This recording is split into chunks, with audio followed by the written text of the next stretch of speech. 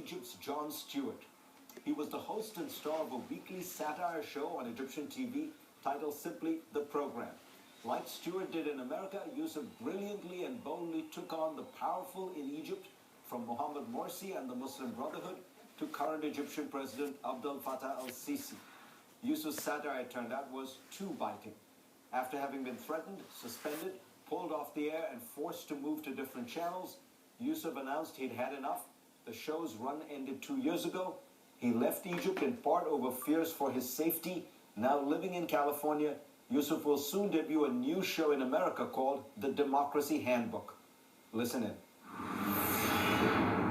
It's a pleasure to have you on. Oh my God, it's an amazing honor. I am maybe in one of the coolest CNN studios ever. It is so cool. The coolest. We got an award for it. Yeah, I mean, the bricks and stuff, I feel like you need live audience and people cheering for us as we go in. This is crazy, yeah.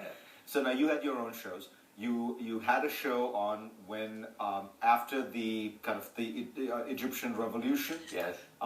It was the #1 show in Egypt. Yes. Then President Morsi didn't like it. He prosecuted a case against you. Yeah. Then Morsi gets deposed, but it turns out the new regime doesn't like it and doesn't allow it to air. I'm not very popular with the regimes. I mean, they have a problem with my jokes. I don't know.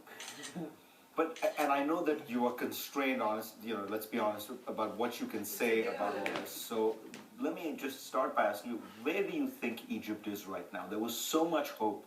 In many ways, historically, the leader of the Arab world seemed to be leading the Arab world in a new path away from dictatorship toward democracy. And now we're back with the regime, and I'm going to characterize it this way, which seems even more repressive than the Mubarak regime. Oh my God, this is the most democratic regime ever in the history of Egypt. I mean, are we fooling ourselves? But let's talk about how history works. I mean, I'm not a historian, but we've been only 5 years. 5 years in history is nothing. I mean, where were the French Revolution 5 years? There was a lot of regression. Where were the American Revolution 5 years? I always say, a revolution is not an event, it's a process. And you can't just really remove like a whole regime or a whole mentality that's been there for decades just for standing in the street for 18 days. It takes time. We were too naive to think that it will actually work. How do we understand what happened in Egypt in terms of the clamor for the military to come and replace the government? Because I think a lot of us saw Tahrir Square, the search for democracy, millions of people on the streets and squares all over. Then Morsi comes in. Yes, he governs very badly. He tries to act high-handedly. But what was it that triggered, tens of millions of people to come out of the street and say, we want a military coup? Of course, because here's the thing. The problem with the Middle East in general is this bipolar personality that's either military or religious.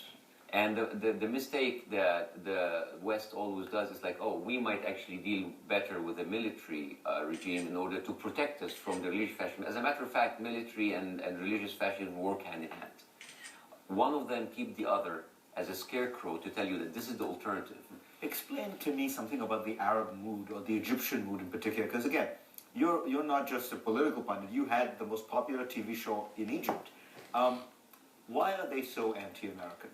I'm sometimes puzzled by that. So when you look at the polls in Egypt, I ask you this because whenever I go to Egypt, I'm always struck by how friendly Egyptians are, how they love, they're fascinated by America, love.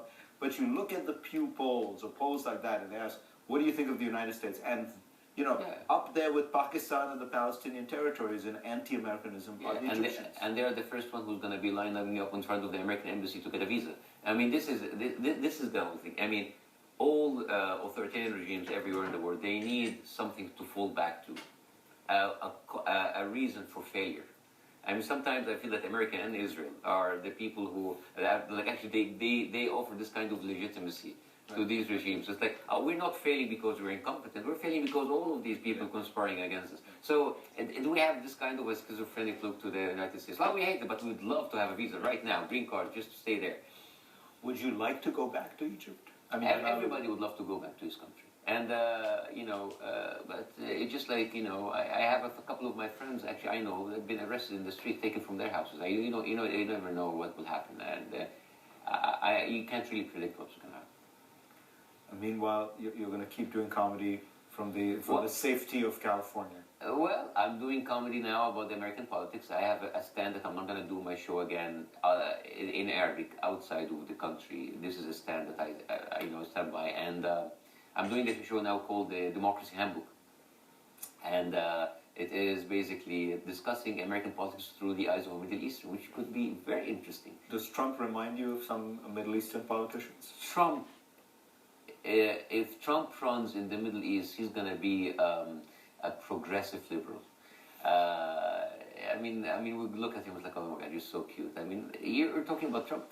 Trump is a xenophobic, hateful, racist, a bigot. I mean, and in Egypt, he'd be I mean, back home in the Middle East, that's Monday. I mean, that's Trump. Oh, lightweight.